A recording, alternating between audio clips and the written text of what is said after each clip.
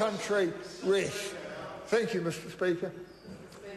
I call the Honourable Leanne Dalzell. Mr. Speaker, that Speaker provides the evidence, if we needed any, that this government has completely lost its way. They have completely lost touch with the reality of ordinary lives. I mean, I'm absolutely surprised that the member opposite dedicated the entire speech to the Labour opposition and actually then highlighted why we will be the next government, and then he gets to the very last breath and he gets to this word aspiration.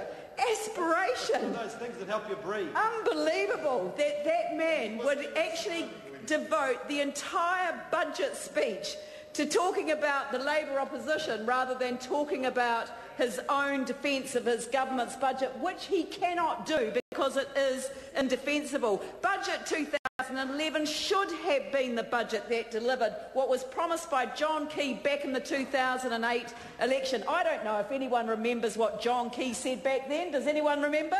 I think he said he was ambitious for New Zealand. Do you remember that? Ambitious for New Zealand. And I'm afraid I cannot see anything in this budget that measures up to somebody who was ambitious for New Zealand. As a Christchurch MP, I have to say and put on the record of this House that I am deeply concerned that we in Christchurch are going to be used as an excuse to do the sorts of things that this government is signalling in this budget and indeed delivering in this budget. The unpalatable aspects of the budget, I think, are perfectly plain.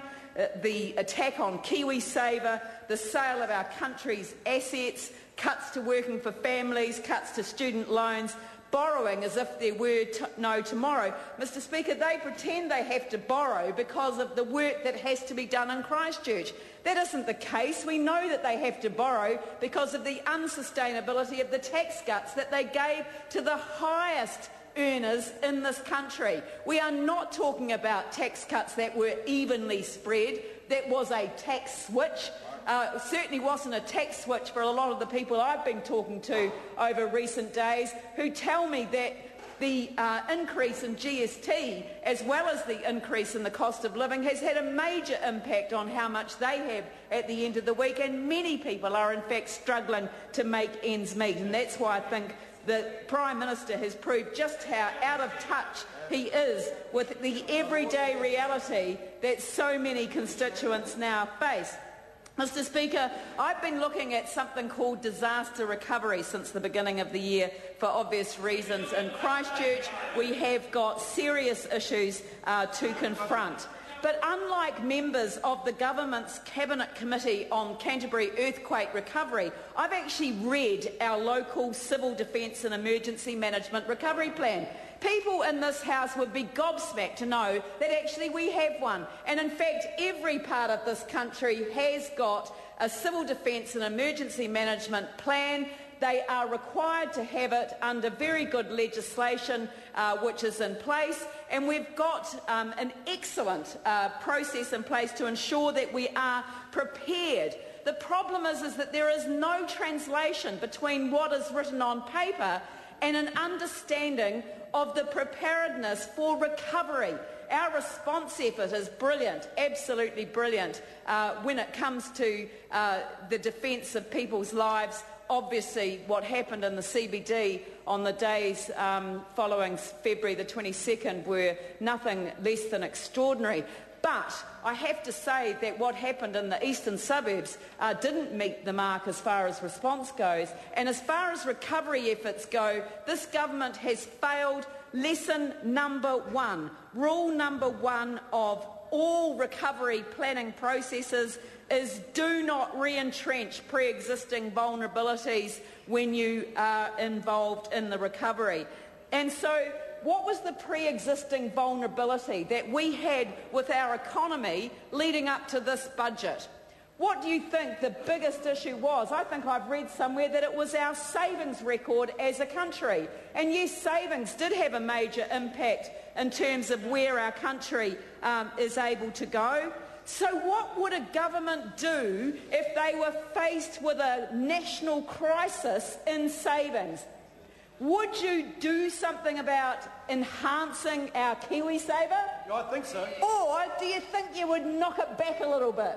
Do you think you'd have a crack at it? Do you think you'd actually have an idea about what you might do? Now, I have to say that this budget represents the second time that National has tinkered with the scheme. Cutting KiwiSaver was one of their first acts in office in 2008.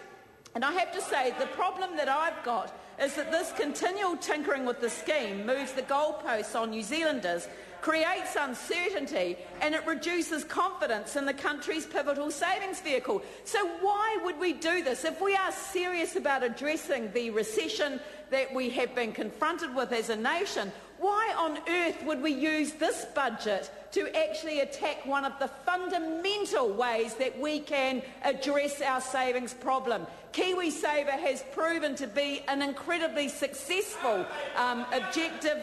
It meets the objective that is able to be addressed with ensuring that people have the mechanism for saving.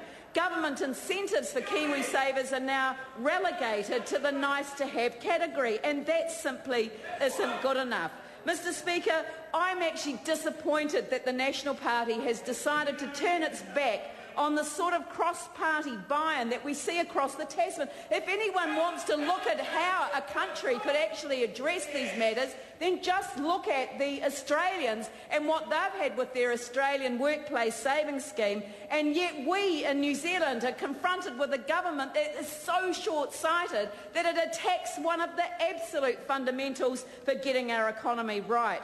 Mr Speaker, without a savings culture in New Zealand, government debt levels may have been low when we left office. We actually left a very good record for this government to pick up on, but household debt was already through the roof, Mr Speaker, and that is something that we need to address. Now, I'm actually deeply concerned about where National is going with all of this, because I think that this budget signals to the people of New Zealand that this election is a referendum on asset sales. That's what this country is up for. Because when I go back to the previous time that National was faced with a situation similar to this, a financial meltdown post the stock market crash in the 80s, and I was here at that on that day when Ruth Richardson read that budget out to the House. And what was the particular approach that government, the National government, took? They said what we should do is sell assets. We should deregulate the labour market. We should reduce welfare. We should introduce market rents for state housing. We should sell assets. We should corporatise the public health and education systems and outsource major components to the private sector as well as the voluntary and community sector. We should sell assets. We should cut government spending. We should pare back the public service, devolving more to the community. And then the triumph of theory over practice, introduce the policy, operations and funder-provider splits in the name of government efficiency and get the community sector into a competitive market for commercial contracts. And what is the government doing now? It's doing exactly the same thing. As somebody once said famously, it's deja vu all over again. And that's exactly what it is. This government is falling back, reverting to type, doing exactly what they've done before. And my point is that all of these measures are short-term opportunistic interventions that fail both tests. They are not sustainable and they do not build resilience. And we have to build resilience as a result of what's happened to our country. We have to make sure that we are able to withstand the shocks that will continue to come. Mr Speaker, let us not condemn ourselves to repeat the histories that recent history has warned us about. We need to actually learn another disaster recovery lesson, which is that if we are to get our economy back on track, we need a government that is prepared to co-opt all of us into the same pathway, co-opt all of the resources available to us. Mr Speaker, that means that we need more than a government-controlled agenda at a talk fest called a Jobs Summit that produced a few predetermined results like a national cycleway. Mr Speaker, we need a Prime Minister who promised to turbocharge the economy, who's done nothing more than kick the Sorry to interrupt the honourable member. to Her do time has better than expired. that. Call the Honourable Falhey.